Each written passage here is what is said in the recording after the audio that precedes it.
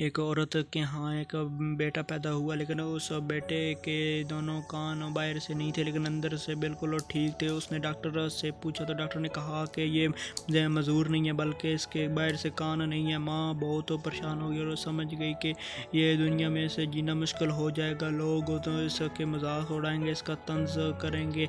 लेकिन बेटा जैसे जैसे बड़ा हुआ वो पढ़ाई में बहुत तेज़ था और पढ़ाई में बिल्कुल टॉप करने लग पड़ा। वो अपने काम पे बहुत फोकस करता था। वो प्राइमरी से लेके हाई स्कूल तक उसने टॉप कर लिया। लेकिन जब लोगों ने देखा ये तो पढ़ाई में बहुत काबिल है तो उन्होंने उसके कानों को मुँह बना के उसका मजाक उड़ाना शुरू कर दिया, जिसकी वजह से वो एहसास कमतरी का शिकार हो गया। जब बाप को ये पता चला तो बाप ने सोचा कि मैं क्यों ना इसका कोई इलाज हो। डॉक्टर के पास गया तो डॉक्टर ने बताया कि अगर कोई इसे कान डोनेट करे तो ये ठीक हो सकता है।